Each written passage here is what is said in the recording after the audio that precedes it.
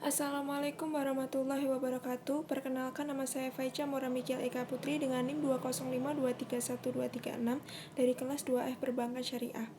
Hari ini saya akan menyampaikan tentang biografi Imam Hanbali. Imam Hanbali atau Ahmad bin Hanbal lahir 20 Rabiul Awal tahun 1164 Hijriah.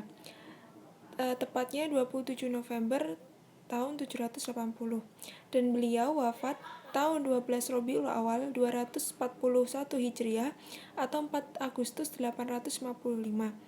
Adalah seorang ahli hadis dan teologi Islam.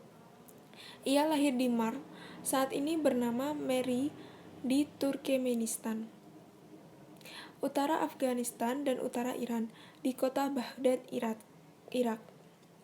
Kunyahnya Abu Abdillah, lengkapnya Ahmad bin Muhammad bin Hambal bin Hilal bin Asad al-Marwazi al-Baghdad. Ahmad bin Muhammad bin Hanbal dikenal juga sebagai Imam Hambali. Imam Hambali menghembuskan nafas terakhirnya di pagi hari Jumat bertepatan dengan tanggal 12 Rabiul Awal tahun 241 Hijriah pada umur 77 tahun di kota Baghdad. Ia dimakamkan di pemakaman Al-Harb. Jenazah dia dihadiri 800.000 pelayat lelaki dan 60.000 pelayat perempuan. Ilmu yang pertama kali dikuasai adalah Al-Quran hingga ia hafal pada usia 15 tahun. Ia juga mahir membaca tulis dengan sempurna hingga dikenal sebagai orang yang terindah tulisannya. Lalu ia mulai konsentrasi belajar ilmu hadis di awal umur 15 tahun itu pula. Ia telah mempelajari hadis sejak kecil, dan untuk mempelajari hadis ini ia pernah pindah atau merantau ke Syam, atau bisa disebut juga dengan Syria, Hijaz, Yaman, dan negara-negara lainnya, sehingga ia akhirnya menjadi tokoh ulama yang bertakwa, soleh, dan zuhud. Imam Hambali menikah pada umur 40 tahun dan mendapatkan keberkahan yang melimpah. Ia memiliki anak-anak yang solih dan dari istri-istrinya yang mewarisi ilmunya, seperti Abdullah dan Solih. Bahkan keduanya sangat banyak meriwayatkan ilmu dari bapaknya. Sosok Imam Ahmad sebagai seorang muhaddis dan sekali faqih tidak dapat dipungkiri.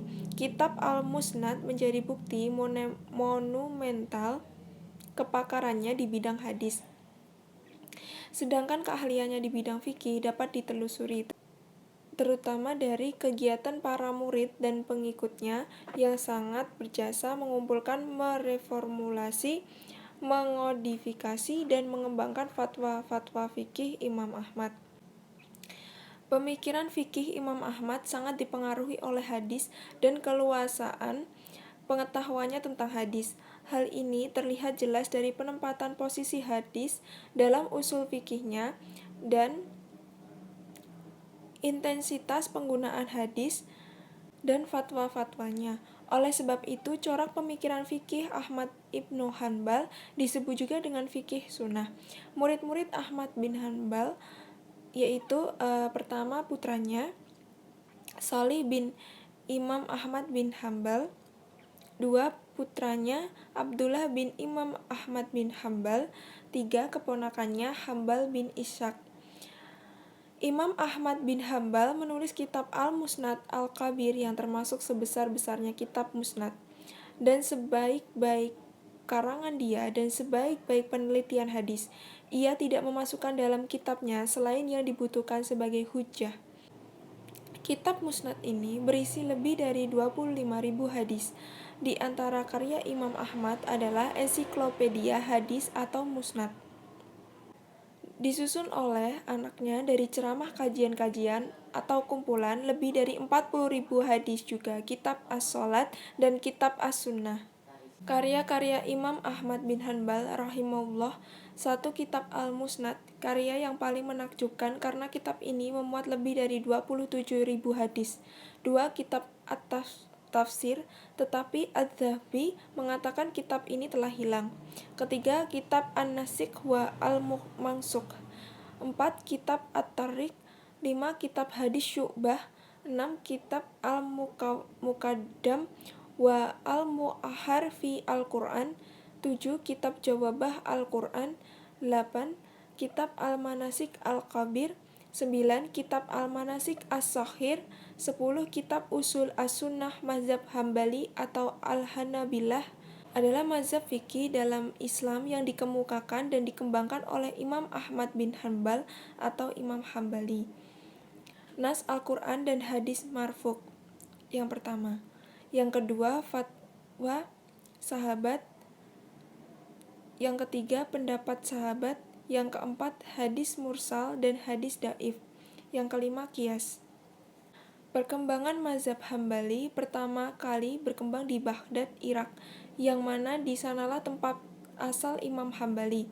Pada awal abad keempat, mazhab Hambali mulai menyebar ke kawasan Najd, lalu kemudian ke Mesir.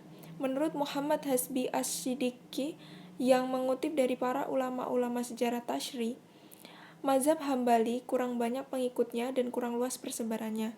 Kurang luasnya penyebaran mazhab Hambali dikarenakan Imam Hambali begitu tegas berpegang teguh pada riwayat dan tidak mau berfatwa jika tidak berlandaskan pada nas Al-Quran dan hadis marfu'. Selain itu, Imam Hambali juga sangat sedikit melakukan ijtihad.